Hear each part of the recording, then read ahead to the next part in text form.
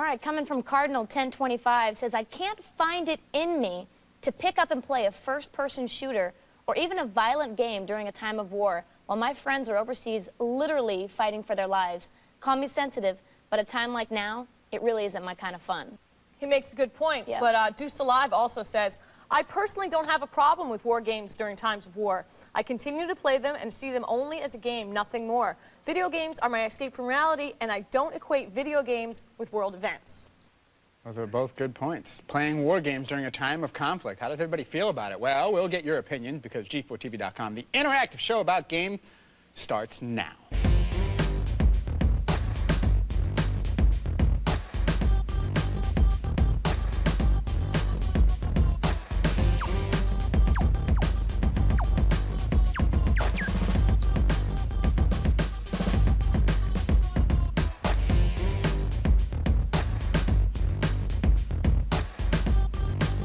Hello and welcome to G4TV.com. It's another jam-packed episode. I'm Scott Rubin, and joining me each and every week to talk about the world of games is our own Tina Wood. Glad to be here. There, and Glad to have always representing chat and the message boards is our very own Laura Thug. Hello. Good to see you. It's a hot topic on the boards. Everybody has an opinion about it. Finn McCool wrote, hey, if we stop playing shooters, then the terrorists win. I don't have a problem watching war movies or playing shooter games during wartime. I play games for the fun of playing. If people play to get their minds off current events, then I understand playing or watching something else. Yeah, I think this whole topic got started because I think a stat came out saying that actually sometimes during a war period, the war games actually sell more games. The quote is from Undead Fred, and he said he just read an article that said the sales of war games have increased dramatically since the beginning of the war. So it's interesting to see people's take on it. I know personally, Tina, you don't feel comfortable. Yeah, right? I'm just not a big fan of playing violent games. I'm just a sensitive human being, and I do... Not that the rest of us are insensitive No, not human they're beings. insensitive. It's a very sensitive topic for me, and I just can't find it to be playing violent games and that stuff. But actually, we pulled some people from the community. Let's see what they feel about it. Hey, caller. Hey, hey. Hey, what's your name? I'm Dan. Hey, Dan. Hey, Dan. What do you feel about this this war topic in video games? I really don't see the big deal about it. I mean, video games are here to entertain us, you know, and, you know, if you like killing people in a game, then I really don't see a problem with it, as long as it's not harming anybody in real life, you know? Well, Dan, let me ask you something. How do you feel about watching war movies in times of war? I feel fine about it. That's fine, because I find that a little bit unsettling. Yeah, I think some people just don't make the association, and that's fine. It's just an opinion, you know. Comment here from Frequency on the boards. Watching the war on TV makes me a lot more patriotic and militant-minded. I just love playing war games when real conflict is going on. It's a lot more satisfying for some reason. I actually booted up Black Hawk Down, just came out from Nova Logic. War game. Thanks for the call, by the way, Dan. Thanks, Dan. No problem. And I've been playing this game, and what it does for me is it puts me into the, like I've been watching it on TV, but when I play Black Hawk Down, hanging out the side of these Apaches, and the dust is kicking in my face, I get the feeling of what it must be like to be on those front lines, facing a group of rebels and soldiers that are not even really trained soldiers, they're just rebels that want to fight for their country. It's an amazing dynamic, and I think the game, for me, helps give me a different perspective that the TV doesn't really give me. That's you know, it's a valid point. Maximus Painicus says games like Medal of Honor, and also talking about the new Delta Force Black Hawk Down, which show the realism more, are not, in his opinion, appropriate, though. He does understand them as an escape for reality, but at a time like now, he doesn't necessarily find them appropriate because they're an entertainment thing, and I think some people either associate it as with what's going on in the world, and it's hard for them to see that when they know that people are doing it for real and we're doing it for fun, and other people don't make the association at all, and it's for all in good fun. Well, you know? Game Freak 49 makes a good point on that. He says, I play Battlefield 1942 every day, and it doesn't bother me at all, but maybe because it happened 60 years ago. So how long past a tragedy is then it okay? Is it, you know, like we got some Vietnam games coming out now, and it's been, what, 20 years? Right, but 20 years ago, a Vietnam game Didn't might have been highly inappropriate. Yeah, let's catch up with somebody else. Hello?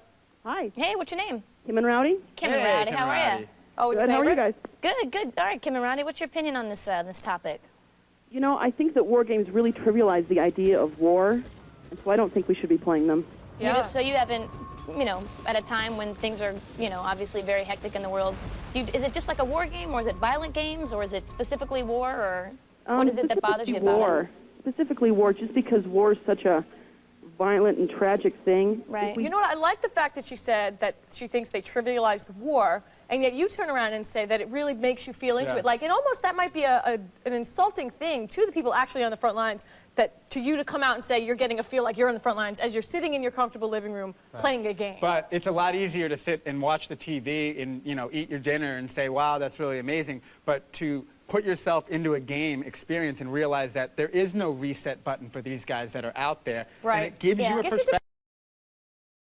Great comment, Kim Thanks, and Rowdy. Kim and Rowdy. I got one Appreciate final it. comment from the board. Spiquidus says, playing war games now seems kind of meaningless when you think of our troops are out there doing it for real. However, I don't think we should stop playing shooters, though. Some people need an escape. Good All right, comment. well, go. let's I take think the that rest of wraps it it to up. the boards Yeah. and, Yeah. you know. Keep talking about it. Now, the second issue that hits Xbox Live owners right where it hurts. Electronic Arts and Eidos have both publicly stated that they won't be supporting Xbox Live in any of their future games. Specifically, they're not happy with the business model surrounding Live, and that if you buy a copy of Madden from EA, Microsoft becomes the gatekeeper of that online experience, complete with credit card and customer information. What are they saying on the boards about this? Actually, I just got bumped out of chat, but I'll tell you in just a second. Well, Lord Nefarious says, I think it's I was looking forward to playing Madden over Xbox Live. And let me just say real quick, I think the general consensus of all the boards and in chat is that people are bummed for their own personal loss because now they don't get those games. But I think I'm going to have to say that I'm really respectful of EA and Eidos' opinion to hold ground, say granted we could make a lot of money signing up with Microsoft and Xbox Live, but we're not going to do it because we don't like the way you practice. And I'm always for anyone standing their ground and taking a stand Even if against it's a big bold- evil It's a monopoly. bold statement Yeah, to because make. it's at the expense of the gamer Right. that bought Xbox and the gamer that bought Madden and now says, well, why am I being penalized? We've got Right. someone who actually has an Right. opinion about this. Hey, caller. Hey, Hey, what's your name? Ubar. Ubar. Hey, Hey, Fubar, Fubar, what's up, what's man? going on? All right, what's your opinion on this whole EA Eidos thing? I think it's ridiculous, actually. I mean, they could have like charged people like I believe Fantasy Star's doing, Right. like Right. make a EA fee, I so then agree. you could play all the EA games online. But not bringing it to Xbox Live is a downer for everybody who likes EA and has an Xbox. So what game are you going to most miss out on with this whole thing? Well, what game am I not? Madden. Well, Madden is really all they have right Well, now. Madden and the think possible. about Battlefield 1942, one of the Think biggest about the PC games. future, you know what I Right. mean? It's You not gotta like, think about it's the not just future. something for this year. It's like we're never going to do this. So there's nothing, you know, Madden never. I mean, Well, if the let's Xbox not say never. There's never a never. A dollar sign Right. will come Yeah, and someone exactly. will cross the line Hope- and I that hope so. never will disappear. Some of the analysts actually say, should Microsoft hit a good number of Xbox Live subscribers, maybe 700,000, up to 1 million subscribers, EA is going to have to rethink their Right, business model. but then it's not about morally. Then it becomes about dollars. So come right out ahead, you know, say it's about money then. Right. If it's about money, it's about money. If it's about the fact they don't want people to have their information, then it's about that. Final comment from Crackshot said it's gamers shouldn't have to suffer because they support one of the major systems, while EA and Eidos have a cow over something Microsoft did. But we They're suffer- only alienating the customers. We according to suffer Crack. when games go exclusive for platforms. I agree. It's That's true. another. We're You know just what? another suffering. I debate. think we Left suffer. and We're right. victims. Yeah. We're the victims. Let's Hey, end the suffering. Hey, Don Fubar, Let's thank end you the so much sex. for the call. We'll see you on the boards. All righty, guys. when we come back, no budget, no problem. We've got another high-quality freebie for you, and you've heard of MMORPG, but get ready for some MMOSG. We're going to explain what that is right after this. Don't go anywhere. I just don't know what that is. No? I don't know.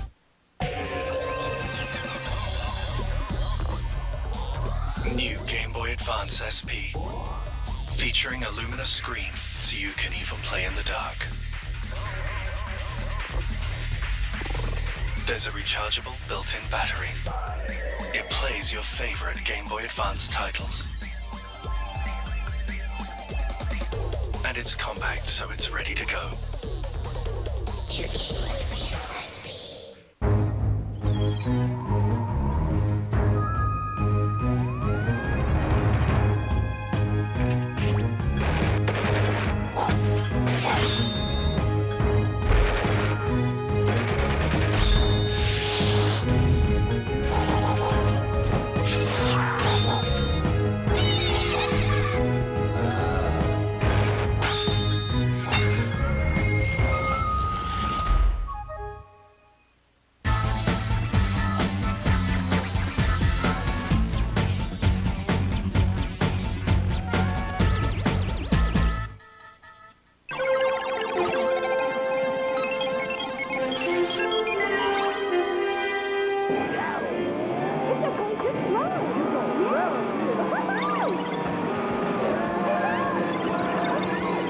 My name is Matt Lido. Reno, and I'm the world record holder for most crazy through combos in Crazy Taxi. A crazy through combo is obtained when you drive between oncoming traffic. I have friends who game, but they don't take it as seriously as I do. And because of that, I usually beat them whenever we play. What drives me is pure competitiveness. I'm an extremely competitive person. During the Crazy Taxi Championship, my rival, Stuart Morrison, put up a score of 217. It's a good score, but I knew I could do better. After about 2 hours, I broke the record with my score of 232. When I'm not gaming, I'm taking karate classes. You don't need to be dedicated to compete, but you do need to be dedicated if you want to win.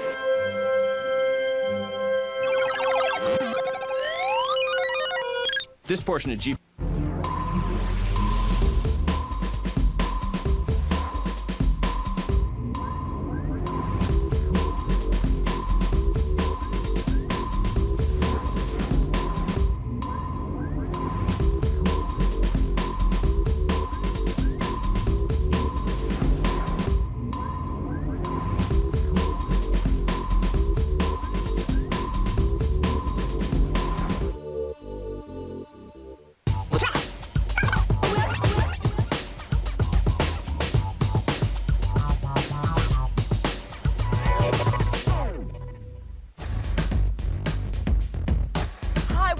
G4TV.com. I'm Laura.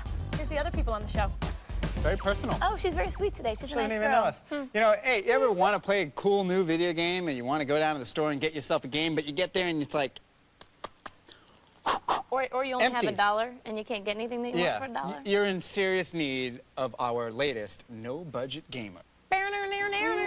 Got no money. You're broke because Laura stole your money because she ain't got none of her own. Today's house.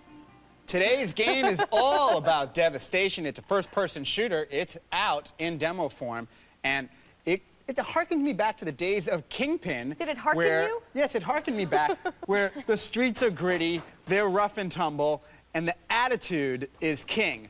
As you notice, it's a modern-day warfare. It's kind of in the future where corporations have taken over. There are no more police. It's all about the rebels. And you are on your kind of mission to set things straight.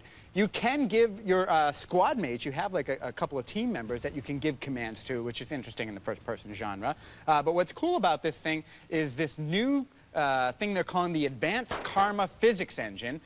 So when you're walking through the streets and you see like bottles and cans and leaves and newspapers, they actually are real properties in the game. So if you kick them around, it'll make noise and alert the other side where you are. There's a whole bunch of weapons, some future, some more modern. It's fast action. It's a good-looking game, and I really like these modern-day kind of gritty street battles. It sounds like a mixture between like 12 Monkeys the movie, like Anarchy, and like you said, Kingpin. Kingpin. I was just about to ask what system is like. Is this a PC game? It is a PC But it's a no-budget game, gamer, so really and what it's else? no budget, Buy it today. And it's available for free. So you can go over to www.g4tv.com/no-budget-gamer, or as we like to shorten it, NBG. Our favorite acronym. We're big on acronyms. That's right, TNS. That's right. Hey, you know, we all know about the success of massively multiplayer role-playing games and the recent demise of Motor City Online. But what about the future for team-based sports? Ultimate Baseball Online is about to plant their flag in the multiplayer sports gaming universe. And here to talk about the game is Gabriel Law from Netamin, and very happy to have Darrell Evans, who hit 414 home runs in his career and is one of only 2 players to hit 100 or more home runs for 3 different teams. Not an easy accomplishment. Reggie Jackson, the only other guy to do it, right? Yes, I think so. That's a pretty cool club to be a part of, you gotta say. Yeah, I'm pretty happy about that. Yeah. So explain exactly what this is. You have basically 2 teams, each with 9 players on the field, and you have to recruit, say, 17 people that you don't know or that you do know, or what's the basis of it for people that don't really understand what it means? The basic principle behind this, you get 9 human players on one side of the team playing against another 9 players. So all 18 positions are manned by human players. You may have a pitcher from Boston, the batter is from Florida, the outfielder is from New York. People from all over the world can actually play this game. They would do their offense, their defense, everything is recorded. All the statistics, every swing, every bat. Can you switch positions? In other words, if I play in one game as the pitcher, can I switch with one of my teammates so he can play pitcher next game and I play second base? Or do you kind of lock in your position throughout the season? What we do is we add in some fantasy role-playing elements into the game also, so you can grow your character.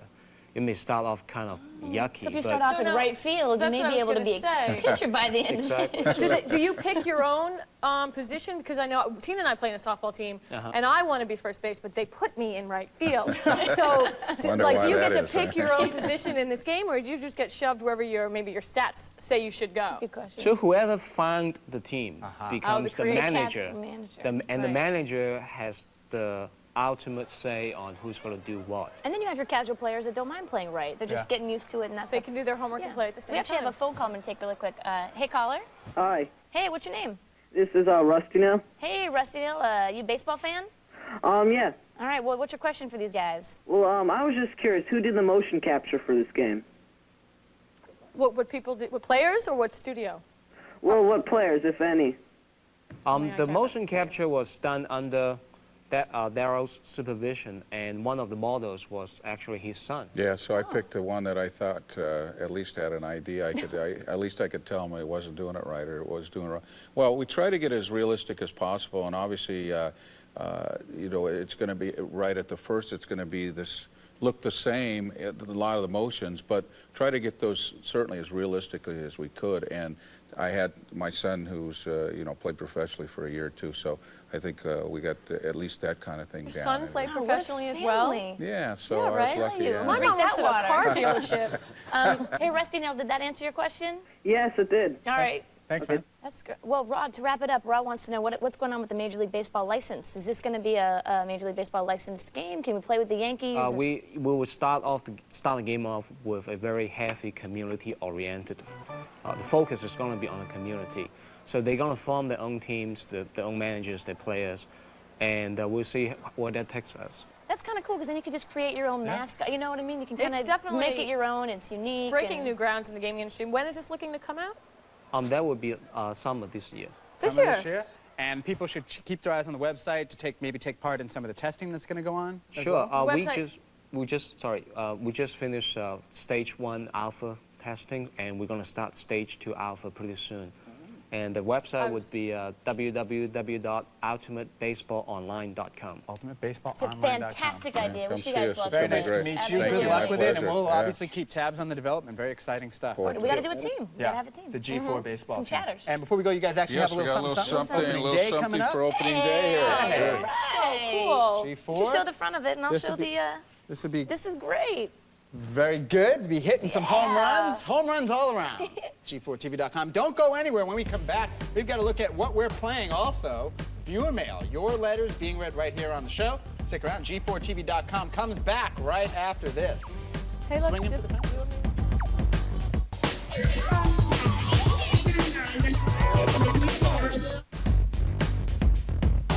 Hey, Scott, we're kind of in the middle of the show. Scott, stop looking at hot chicks. We're trying to talk about video games. Let's go. Video games. Hello, video games right here. There's an Unreal 2 review, also Ninja Gaiden, Primal, Automodelista. Well, if He's reading it for the article. But there's a video game review. Also, there is this cool little old Atari joystick that has all the game programming. There's a lot of cool stuff in here. All right, can I see the article? Yes. Very good. That's enough about that. Yeah, hey, you know, a lot of people on the boards are constantly saying to us, hey, you guys aren't gamers. You don't play games. Well, we don't, really. Another opportunity to just show you what it is we are playing. T-Dub, you're up first. What are you playing now? I'm all about Apex on the Xbox. Here it is. You. This is my garage that I've begun to build up. You get sports cars, you get dream cars, you get to choose the color. The name of this team is actually called Quest. But these are cars that I've had to race, basically beat the AI, and build up my garage. I got a pretty good-looking garage right now. Yeah. Here I am on the racetracks. But basically, your goal is to build the biggest production that you can. You created your own brand of car. Yeah, you get to create your own brand, and the more races you win, the more money you get, and the better cars that you get in the very end of it. Within the garage, you have like a research and development department. You have like a mad scientist who's trying to figure out the best way to develop your vehicle. The graphics are great. If you look at the graphics, they're really, really nice. Look at the street, you know, the bump mapping going on the cement track. It looks really good. The fans look really good. Now, let me tell you that the AI, what's interesting, it's not like Project Gotham, where if you lose or you spin out, you're done for the rest of the race. No matter how far ahead you are or how behind you are, the AI is always right next to you. So it kind of takes you a little bit out of the reality element. Catch-up AI. Yeah, if I almost a flawless race and there's always some car right next to me, or vice versa, if I spin out and go the wrong direction. I think they want I'm the right games back to in be it. close races rather than if you can win, you blow them out. Right, but otherwise it's a great game. I'm having a good time with it. Looks great. Right on. Yeah. I've actually been getting into the golf thing. We got the Masters coming up, so I was really excited to play some of Tiger Woods golf. It's available on all the platforms. I've been getting into the PC version. There's Tiger. It's got 12 courses, especially the Pebble Beach one, which has traditionally been the course that everyone wants to play. It's the one where the celebrities play, the Pro-Am that goes on. The graphics are pretty much, look at me. I chose a tie-dye shirt and some crazy wild pants. You can customize your golfer. You can customize a lot of stuff in this game. TV-style coverage, so you get the commentators, you get the applause, the polite applause. How's the gameplay? How's it compared to the other golf games? Gameplay is tight. I've been playing golf games for a long time. This one here offers you that true swing where you pull the mouse back and then you push it forward. And it's a very intuitive swinging interface. There's also the ability to make your own courses. It's a little kludgy. It's not that easy. But I like this game. It's got multiplayer, too, so you can go on to EA Sports Online PC version. And there's actually a few months of a free trial, but then you got to pay $6 a month to play golf online. But Tiger Woods Golf, PC. Very good. What about you, Laura? What are you playing? Well, guys, let me tell you that there's a game guru that back at the offices where we work, and let's just call him Ted. Okay, and every time I tell Ted about the game I'm playing, he goes, oh, God, not that game. I'm so over that game. And then I told him I was playing Rayman 3, and his face lit up with joy. He loves Rayman 3. In fact, he loves it so much he even stops by my desk to see what level I'm on, which I'm not too thrilled about, but the point is everyone loves Rayman 3. The game looks great. It's got a slight shell shading technique that makes the objects stand out from the back. John Leguizamo does the voiceover. Oh, yeah? It's totally funny. The game is funny. The characters are funny. Rayman's a funny guy. They say funny things. It starts out, he's lost his arms. I mean, he's just got these little hands.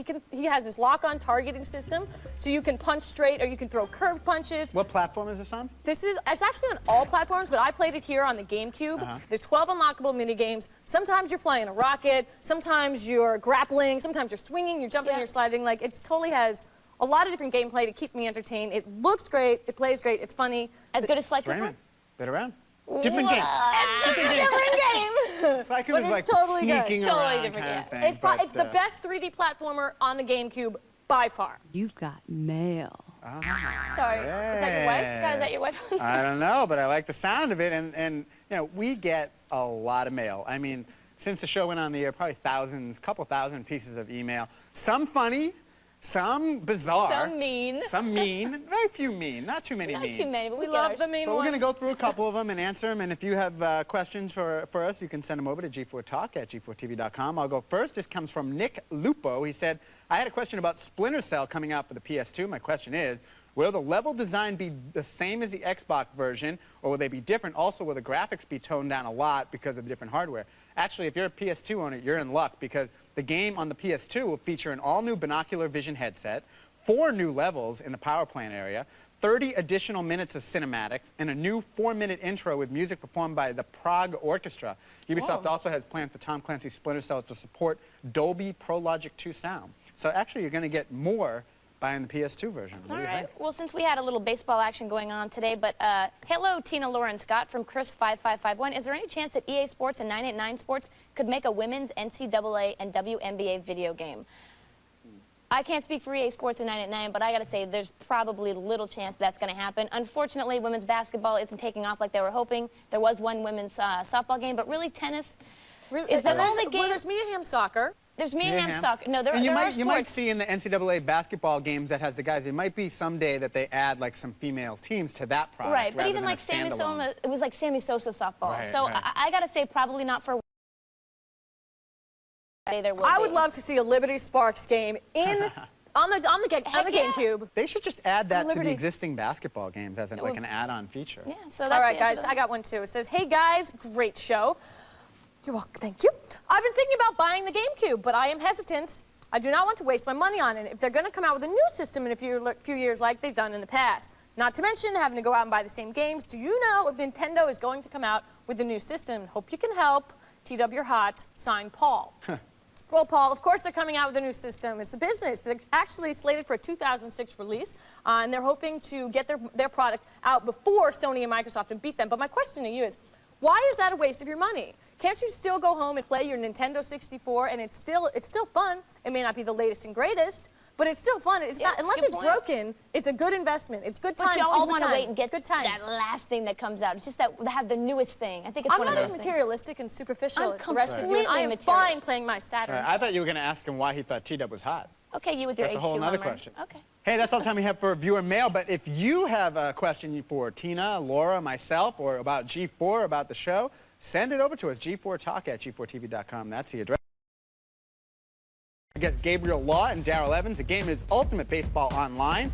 Maybe we'll see you online in a game of baseball in the future. Also, remember, the games and topics covered in the show can be influenced by you. Head over to the forums and vote for Tina Wood, Laura Foy. I'm Scott Rubin. Until next time, take it to the board. You guys, I got a funny email right here. Chris S. writes, Scott, I saw you get beaten basketball by Laura. Ha ha ha ha ha. Oh, that's a great email. All right, I got one from Nick Jack Singalera. He says, hey guys, I was wondering if you guys would play Mario Party against each other on the show. I would love to see Tina beat the pants off you two. Seriously. I actually lost it. Was we all got pies in the anyway. face. Thanks for bringing up that memory. Yeah, good times, good times. Here's a question. Alex A says, I want to be on G4TV.com. Well, you just were.